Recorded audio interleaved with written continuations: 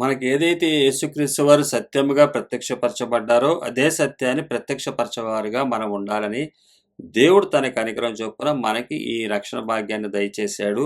ఇచ్చినటువంటి ఆయన ఈ క్రొత్త నిబంధన పరిచర్య ఏంటన్నది మనం తప్పనిసరిగా గుర్తుపట్టాలి. ఒకరోజు ఆయన న్యాయపీఠం ఎదుట మనం ప్రత్యక్షపరచబడతాము. కాబట్టి ఇక్కడ చెప్తున్నటువంటి వాక్కు ఏదైతే ఉందో, ఆ వాక్కుని మనము తప్పిపోకూడదు. అందుకనే ప్రకటన గ్రంథంలో ఏం రాయబడుతుంది? 22 అధ్యాయము 18వ వచనము. ప్రకటన గ్రంథము 22 అధ్యాయము వాక్యాన్ని వక్రీకరిస్తే, తప్పు చేస్తే ఏం జరుగుతుందో ఇక్కడ రాయబడుతుంది. ఈ గ్రంథమందున్న ప్రవచన వాక్యములను విను ప్రతి వానికిని నేను సాక్ష్యమిచ్చినది ఏమనగా, ఎవడైనను వీటితో మరి ఏదైనాను కలిపిన యెడల ఈ గ్రంథములో వ్రాయబడిన తెగుళ్ళు దేవుడు వానికి కలుగజేయును. ఏం చెప్తున్నాడు ఇక్కడ ఆయన? ఎవడైనను వీటితో మరి ఏదైనాను కలిపిన యెడల, ఈ గ్రంథంలో రాయబడినటువంటి వాక్కుతో ఏదైనా కలిపిన యెడల ఈ గ్రంథములో వ్రాయబడిన తెగుళ్ళు దేవుడు వానికి కలుగజేయును. ఎవడైనను ఈ ప్రవచన గ్రంథమందున్న వాక్యములలో ఏదైనాను తీసివేసిన యెడల దేవుడి గ్రంథములో వ్రాయబడిన జీవవృక్షములను పరిశుద్ధ పట్టణంలోను వానికి పాలు లేకుండా చేయును. ఇక్కడ మనకు కనబడుతుంది, ఏదైనా కూడా కలిపి చెరిపితే, వాక్యాన్ని కలిపి చెరిపితే పరలోకానికి ఇస్తానన్నది క్రొత్త నిబంధన పరిచర్య. భూలోకానికి మీరు దాన్ని ట్రాన్స్ఫర్ చేసినట్లయితే కలపటం అదే. అది నిత్యత్వానికి నడుపుతానికి మనకి ఎర్ర సముద్రమే గాని, యోర్దానే గాని, 12 గోత్రాల్లో ఉన్నవారినే గాని ప్రత్యక్షపరచ కారణం తెలియజేయటానికి. ఇవన్నిటిని బలాన్ని తీసుకుని అటువంటి గొప్ప దేవుని బట్టి భూలోకాన్ని విడిచిపెట్టడానికి, కానీ భూలోకాన్ని సంపాదించుకునేటట్టుగా చెప్పటం కూడా కలపటము, కలిపి ఎవడైనాను వీటితో మరి ఏదైనాను కలిపిన యెడల, కలపటం అంటే భూలోకం కూడా ఇస్తాడు, భూమి ఇస్తాడు, పరలోకం కూడా ఇస్తాడు. 2 రకాలైనటువంటి చేస్తే కూడా అది కలిపటం అవుతుంది. మనకు చూస్తున్న వాక్యాలన్నీ కూడా పరలోక సంబంధించిందే. భూమి మీద ఏమీ లేదు. భూమి మీద ఆయన ఓన్లీ రక్షణ ఇచ్చాడు. బాప్తిసం ద్వారా అంగీకరించి మరణించి తిరిగి లేచిన తర్వాత ఇక మీరు క్రీస్తుతో కూడా లేపబడిన వారైతే పైనున్న వాటిని వెతుకుడి, క్రీస్తు కుడి పార్శ్వమున ఆసీనుడై ఉన్నాడు. అంతే, అలా ఉండాలి. ఇది ఏదైనా కలిపి భూలోకానికి మారుస్తున్నారంటే ఈ గ్రంథంలో ఉన్నటువంటి తెగుళ్ళు వానికి కలుగజేయును. ఎవడైనాను ఈ ప్రవచన గ్రంథమందున్న వాక్యములలో ఏదైనాను తీసివేసిన యెడల, ఒకవేళ అలా కాదు బ్రదర్, యేసుక్రీస్తు వారు అలా చెప్పలేదు, ఆయన మంచోడు, ఆయన సత్యము అన్నాడు, శ్రమలుండవు. ఆయన ఒక్కసారి ఆయన దగ్గరికి వచ్చిన తర్వాత ఫస్ట్ శ్రమ పడతాం, తర్వాత సుఖపడటమే అని ఈ భూమి మీద, ఈ లోకంలో మొదటిగా మన దగ్గర ఉండదు, తర్వాత ఆయన ఇస్తాడు, తర్వాత వస్తాయి అని చెప్పి అక్కడేమో తీసేశారు, ఇక్కడేమో కలుపుతున్నారు. కలపడం వల్ల వచ్చే లాసులు 2, జీవవృక్షంలోను పరిశుద్ధ పట్టణంలో కూడా పాలు లేకుండా పోతుంది. అంటే జీవవృక్ష ఫలం తినకపోతే మనం జీవించలేము. జీవవృక్ష ఫలం వల్ల మన నిత్య జీవాన్ని కలిగి ఉండగలుగుతాము. అటువంటిది కూడా లేకుండా పోతే పరిశుద్ధ పట్టణంలో కూడా పాలు లేకుండా పోతారు.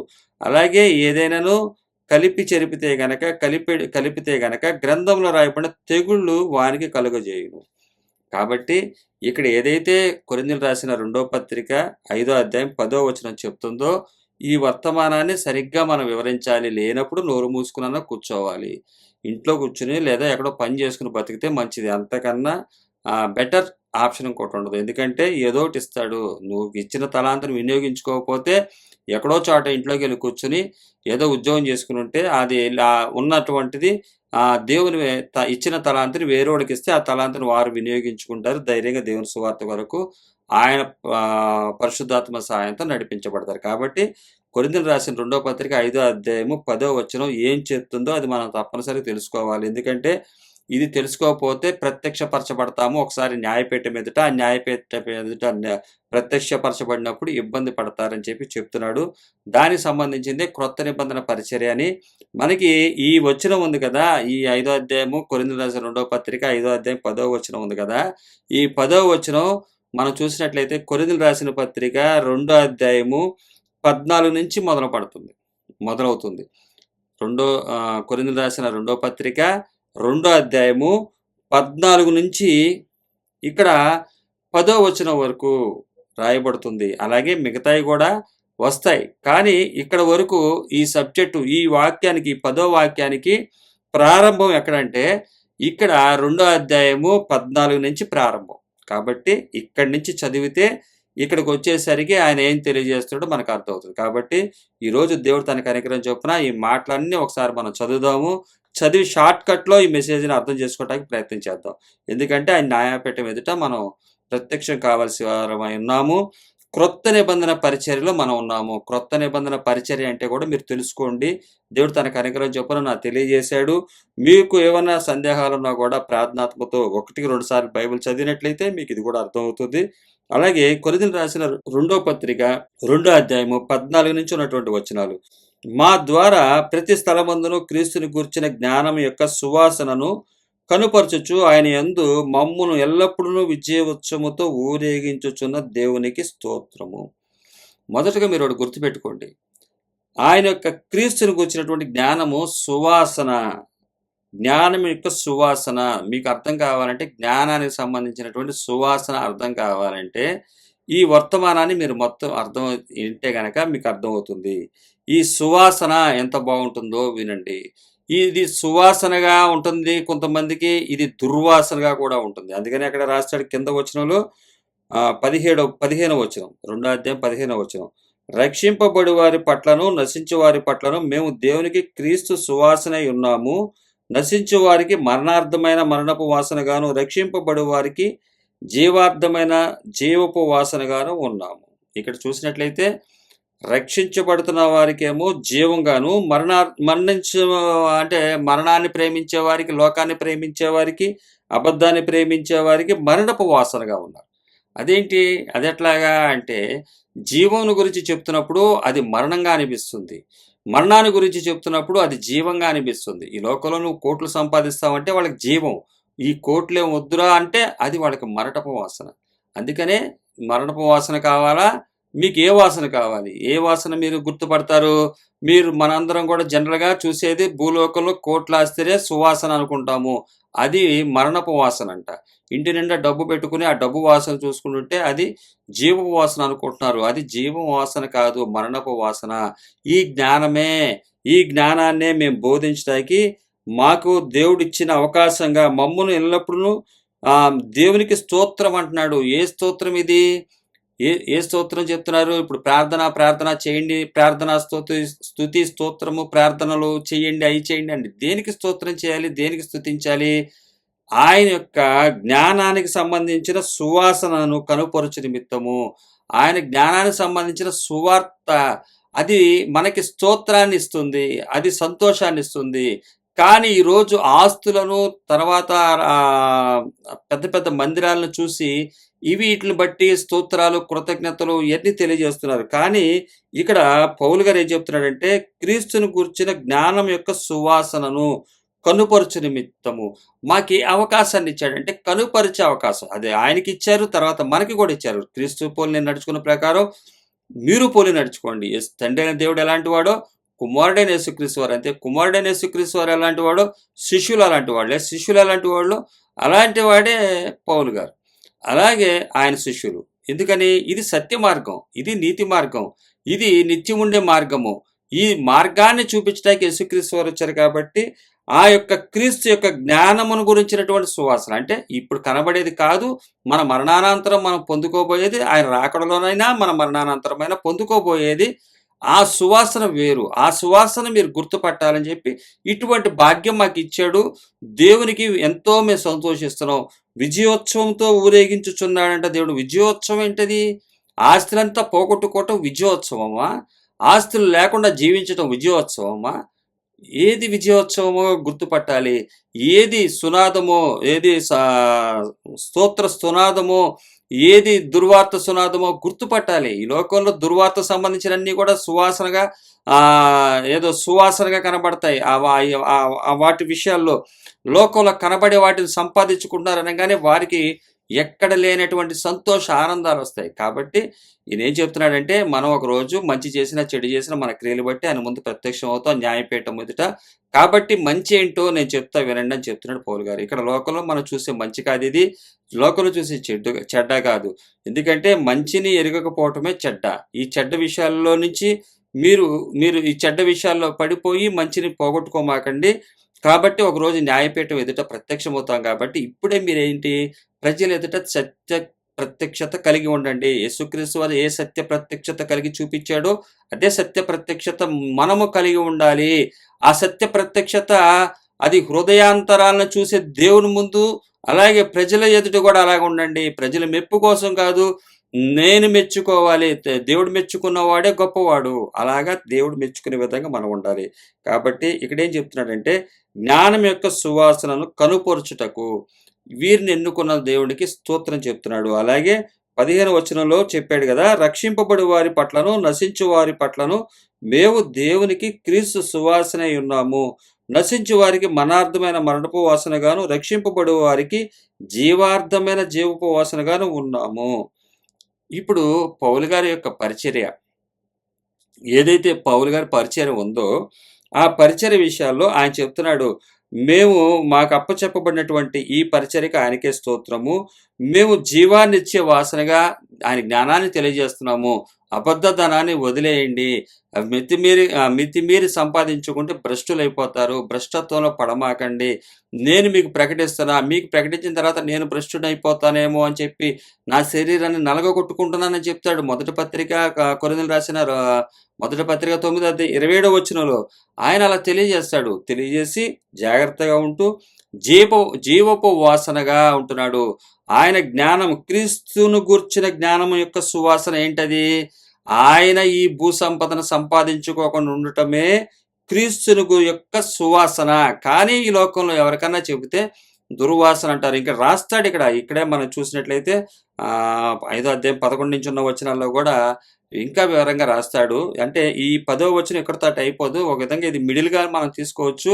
దానికి పై వచనాలు, తర్వాత వచనాలు ఈ యొక్క న్యాయపీఠం ఎదుట మనం నిలబడబోయే ముందు మంచివైనా చెడ్డవైనా సరే అవి అవన్నీ వస్తాయి. ఊరికే అయిపోద్ది ఇక్కడ. ఊరికే ఏదో దేవుడు నమ్ముకున్నాను, నేను నమ్మాను అని చెప్పేసి చర్చికి వెళ్తున్నాను, కానుకలు ఇస్తున్నాను, అవి చేస్తున్నాను, ఇవి చేస్తున్నాను, ప్రతి దానికి చేస్తున్నాను. అసలు నేను ఏ విషయాన్ని విడిచిపెట్టట్లేదంటే నమ్మమాకండి. ఎందుకంటే మిమ్మల్ని వారు గానుగెద్దుగులా తిప్పుకుంటున్నారు. మిమ్మల్ని వాళ్ళు ఏం చేస్తున్నారు అంటే క్యాష్ చేసుకుంటున్నారు. ఎందుకంటే వారు మర్చిపోయారు దేవుని సత్యాన్ని. సత్యమ తర్వాత సంగతి. ఎందుకంటే సాతాను యొక్క తంత్రాలు మనం ఎరిగిన వారమై ఉండాలి. కాబట్టి సత్య సువార్తను మనం తప్పనిసరిగా గుర్తుపట్టాలి. కాబట్టి మనకి సత్య సువార్త ఎవరు కూడా చెప్పకుండా అపవాది తాను యొక్క తంత్రాలతోటి, ఈ లోకపు సంపదలతోటి అందరినీ కొంటాకే ప్రయత్నం చేస్తుంది. దాని ఉచ్చులో పడిపోయిన వారి మాట కాదు మనం వినాల్సింది.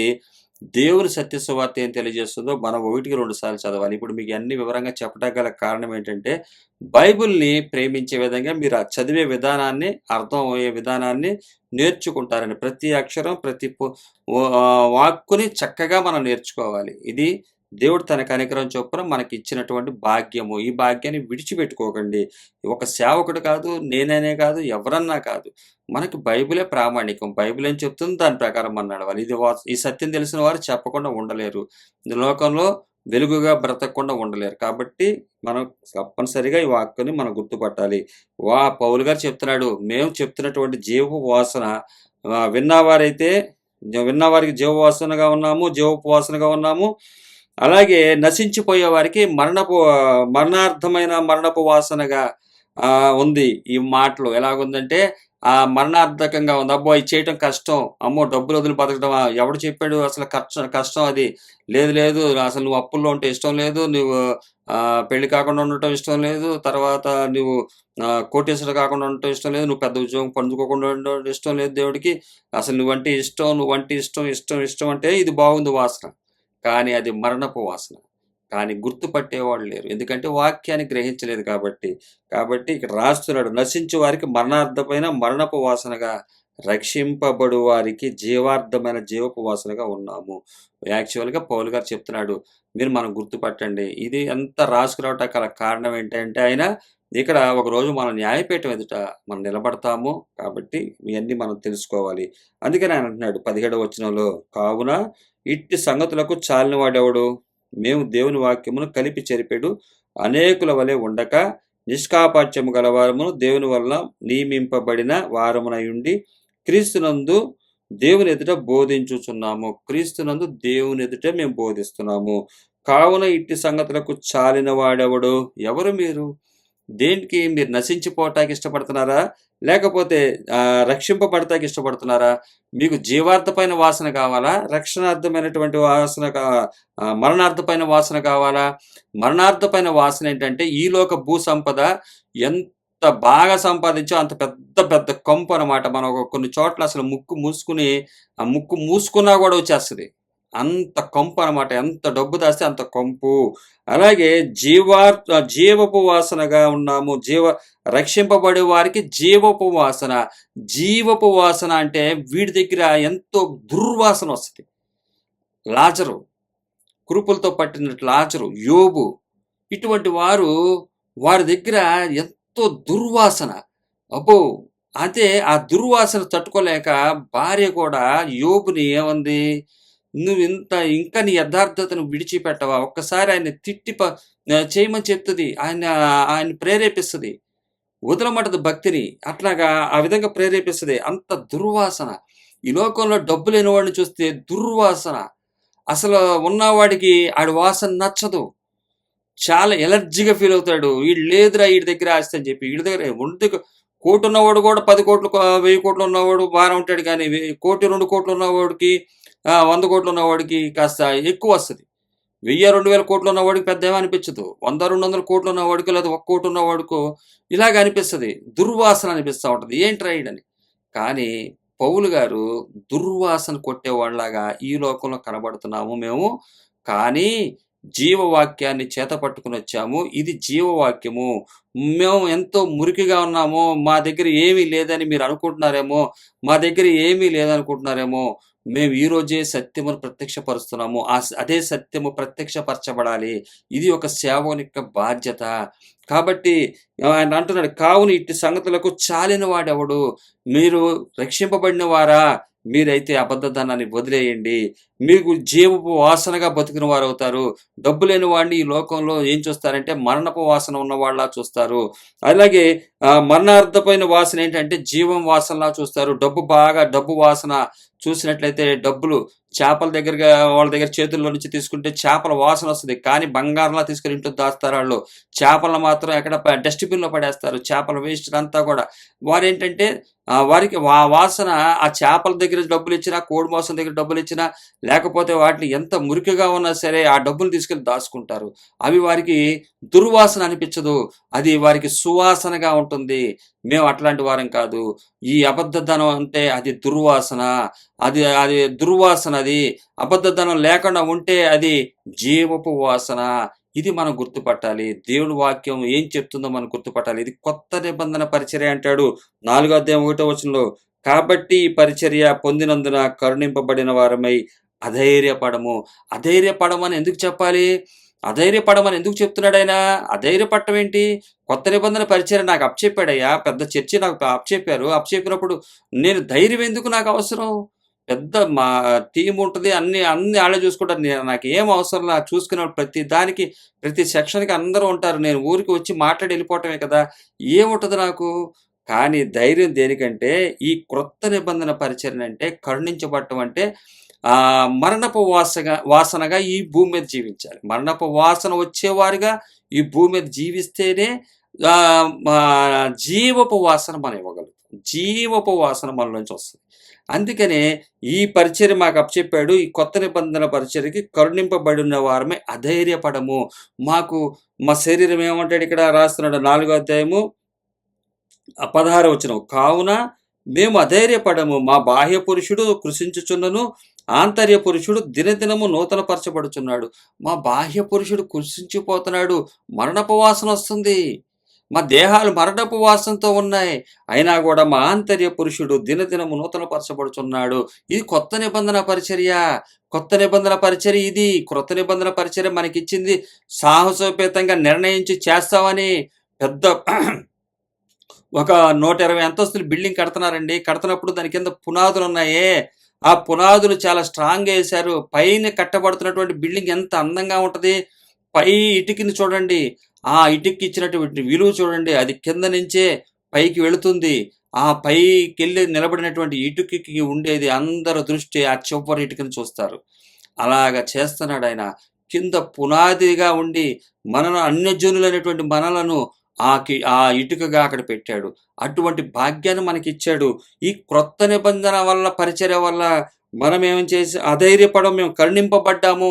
మనం కరుణించబడ్డాం. అసలు మనకు అవకాశం లేదు.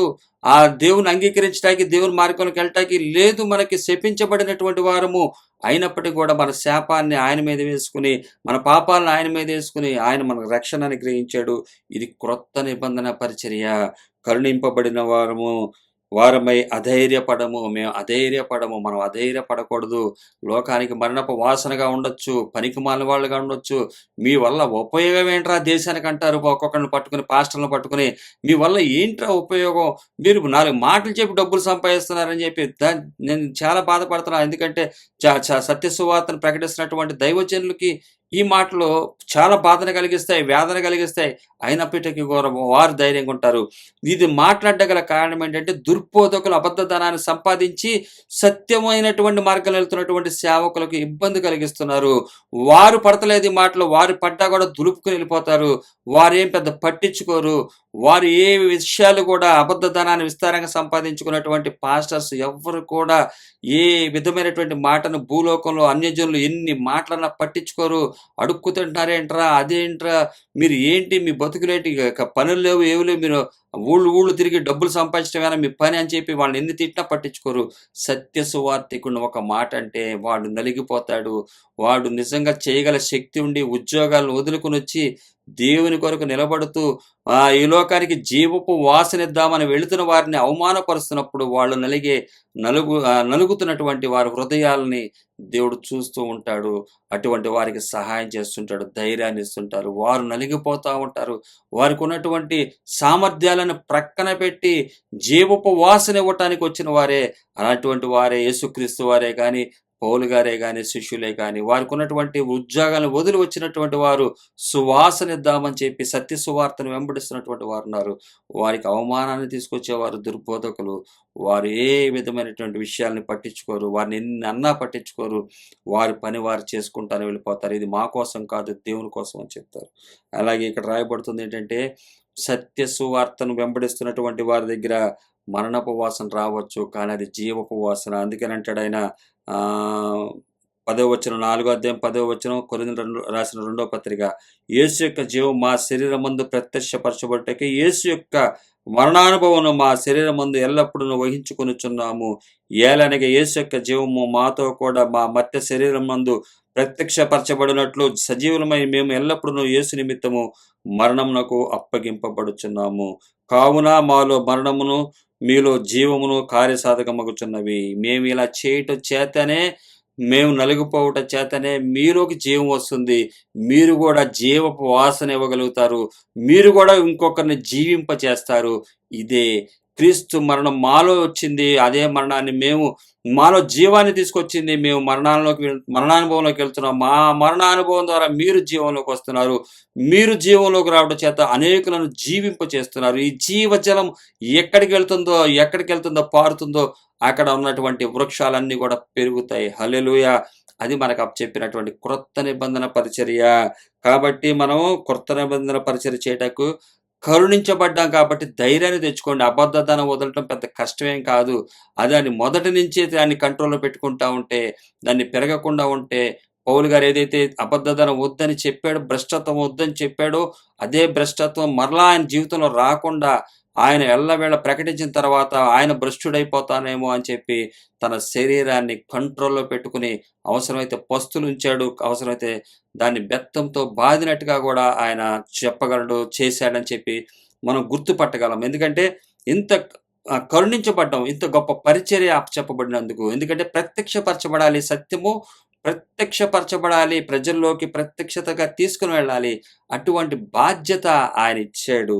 అందుకని 3వ వచనం ఇక్కడ రాయబడుతుంది ఏంటంటే, క్రొత్త నిబంధన సేవ ఎలాగుంటదో ఈ మూడో అధ్యాయంలో రాయబడుతుంది. అక్కడ రాళ్ళ మీద రాయబడింది. ఇక్కడికొచ్చేసరికి మెత్తని హృదయం మీద రాయబడింది. రాళ్ళ మీద రాయబడింది మహిమ గలదైతే, అంతకన్నా మించింది మహిమ గలది. నశించిపోయేదానికి అంత మహిముంటే, నిలిచి ఉండేదానికి ఇంకెంత మహిముంటదో గుర్తుపట్టండి అని చెప్తాడు ఇక్కడ పౌలు గారు. కాబట్టి ఇక్కడ ఈ వాక్యం మనకేం చెప్తుందంటే, సత్య ప్రత్యక్షత మనం ఈ భూమి మీద చూపించాలి. అబద్ధధనాన్ని వదిలేయాలి.